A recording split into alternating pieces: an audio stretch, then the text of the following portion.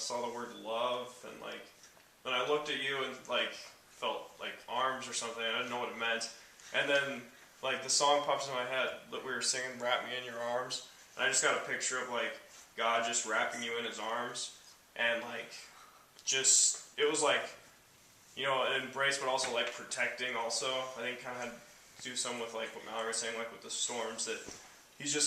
You're gonna learn to just like be in His arms and trust in Him, and just that He's gonna be pouring out His love on you, and you're really gonna understand the love of the Father, and like always be feeling that.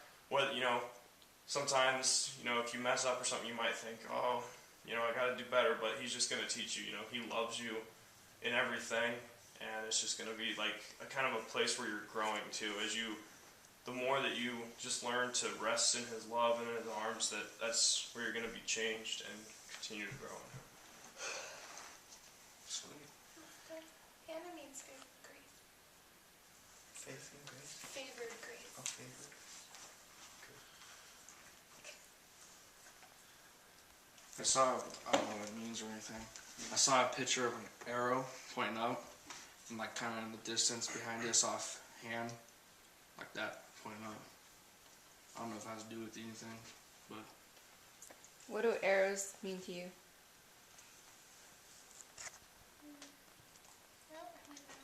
Piercing? Straight up. Do you like arrows? Well, it could be a direction. An arrow shows you what way to go. Yeah. Or the tip of the arrow. Straight up to heaven. Yeah, that's what I thought it was. Well, I think that like you're God's arrow, and you're in His bow, and He's pointing you up, and you're advancing higher, like in God.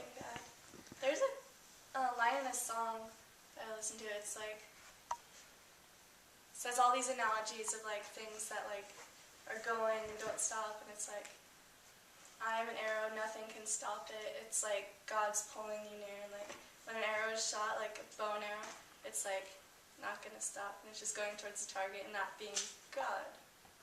Huh?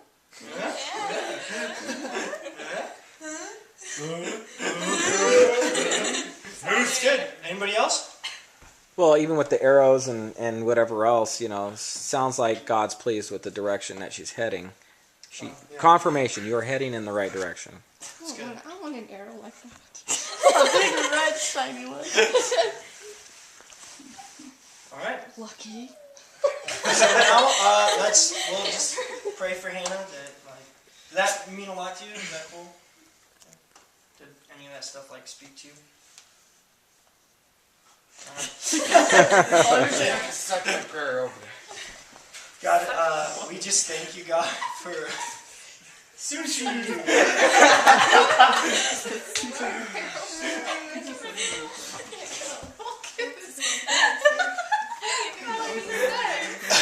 Okay. God, we just thank you for Hannah, God, and what a blessing she is, God, and just all the confirmation, God, that she's your flower, God. She's your promise. She's advancing the kingdom. She's pulling people with her, God. She's just stepping out in faith, God. Just all these words, God, that God, she would just they would go so deep in her, God, and she would know, God, that you're speaking these just beautiful things over her, God, that you're pleased with her hunger, God. And God, we just ask, God, that it would just all go so deep, God, and all these beautiful things, God, that you see in her, that they would just enhance and grow more, God, that she would just be so encouraged and comforted and lifted up by all these things, God, that you're speaking to her, God, that you would just take her so much deeper, God, and we all just thank you so much, God, for Hannah, God, and just her faithfulness with you, God, and her hunger for you, God, and God, just let her be such a blessing at the other youth group she goes to, too, God, just taking everything from here and giving it to them, and everything she takes from them and giving it to us, God, just spreading your power around, God, and just bless her, God, and wrap her in your arms, God, and just hold her close and let her be changed, God, more and more. In your name, Lord, amen. I got one more picture. I saw you, we already did the prayer. I'm You sorry. can't give it. Not the prayer again. Okay. I saw a picture of like a whole bunch of people, and it was like a gun had just been shot for a marathon or something. You're like out ahead of them, and you're like pulling them behind you, and you're going like this because you're in the middle of this huge blizzard, and all this snow's like falling in your face, and you're going, ah, and you're just like, you're just, yeah, and you're just like laughing at this story. You're like, oh my gosh, this is so fun! Come on, guys, come on! And it's like freezing and below 0 degrees, and you're like dragging them by their jackets. Sweet. She did get the most laughs at the heart. That's a walk good for word. sure. Yeah, that's what it reminded you. Like when we were in the rain, you're like, oh, I love the rain. Let's go run. She like kicked our tushes at the heart Yeah. walk. And that's God showing me that like even That's in my like little kid storms in life that people think are like so horrible is that you're just gonna face them with God and it's easy for Yeah. you, to go through it. I know, I have had something else for you too. Just something really quick. I just felt like the Lord wanted you to know you don't have to do anything. But keep on, keep focusing. He says you don't have to do anything special. It's just going to happen for you. So, that's it. Don't forget to breathe. Yeah. Okay. Oh, Yeah, skip that word. I had the weirdest thing ever. It was really weird. Closed my eyes. I was like, okay, God, I'm ready for you. And then I got the feeling of a picture. And that came. The picture came to me. I was like, that is the weirdest thing ever. But the picture was of a rose. And as it zoomed out, it was on the arm of a guy. Really big guy. And I was like, God, that's interesting. And he's like, the rose is Hannah. The big guy is me. She's on me. And the rose was tattooed to him. So it wasn't going to leave him. And I was like, well, that's kind of cool. And he's like, yeah, I have her on me. And there's nothing she can do to completely get away from me. So God's there for you all the time. It's more like you're on him, but instead of he's with you. Cool. So Who else? I got That was something good. that goes with that. Yeah, Danny said like he's with you, but I also think that like you're with him, like you're stuck on him. And I got kind of like an idea of like this little boy, and you know how like when they want a dog, they just want a dog so bad, and they like save up money for like months and months, and then finally you can buy your dog and buy its leash and buy its food and everything, and if you look at like I don't know, when you think about a kid and his dog, they're just like loyal, they're best buds, and the dog is super loyal to the kid because the kid takes care of him, and I just think that you're loyal to God, and like when God walks in the door, you're always there, and you're like, are you going to play now? Are you going to feed me? What good things are you going to do for me now? You're the greatest ever. Pet me, please. Well, no, but like, I really admire your loyalty to God, and just like the fact that you're here right now, and you're here at 6 o'clock, or 6:30, praying with us. That's really good, and God sees that, and he's like, oh my gosh, she's my precious little puppy. And she'll always be with me, and he loves that. And I'll find a verse for you. Oh. I'm done. No, you Thanks won't. for getting I a wanted verse. to find a verse. I haven't found it yet. Huh? I don't know. You have a word. Do I have a word? I do. I have two though, because I can't decide which one. Well, first I'll just share real quick. Well, first I saw you on a surfboard, and you were like riding the waves, and like at first it was like really overwhelming, and the waves were really big, and like you were kind of like, I don't know, you were on the surfboard, and you were like super braced for it though, like they were really big waves, but you were like in your stance and you were ready. And then like there was an even storm, like an even kill on the waves, and like they were like super peaceful and even after that.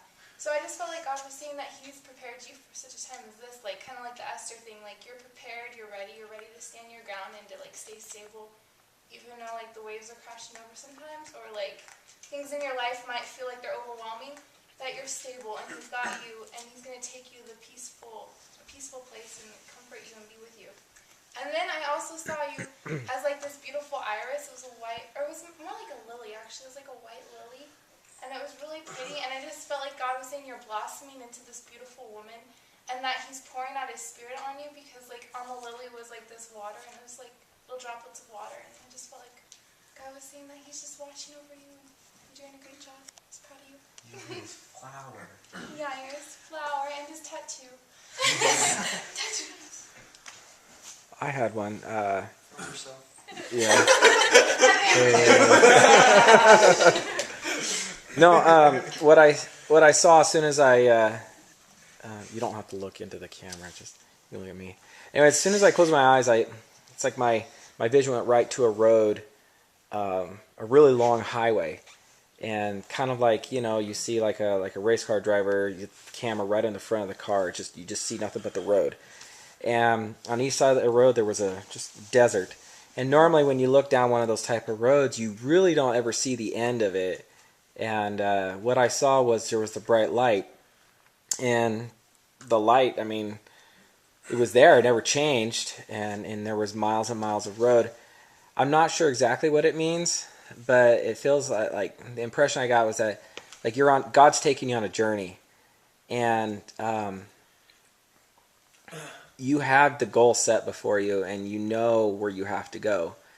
And regardless, obviously the desert on either side is not very attractive, but I mean, you really could go anywhere you wanted to. It's a free range, but I mean, what I see is just the goal is set before you. The light of God is set before you, and you're traveling, and you're going straight forward, with nothing in your way. So that's what I saw. Okay, well, I coincidentally saw the exact same thing that Mark did. The exact same thing, but I got a little bit more to it. The Lord was saying that though things around you seem to be like twisting and turning and curving, and it's barren and it's desert, God's put you on a straight path to Him. He set Himself before your eyes. He says, stay focused before you, because there's a straight path to your desires and to your heart, to what you're seeking. And then I just got that God really is admiring your hunger lately. He's just admiring who you're becoming, who you've chosen to be. He admires you for taking a stand and to staying on the path and staying focused and going. And He does see that hunger. He sees that spark of curiosity that you're seeking after Him, and He does admire you, and He is going to fulfill the desires of your heart. It's a promise that's given to you, and He says that keep your eyes focused, because He's going to fulfill those desires. He's going to give you the things you've been seeking.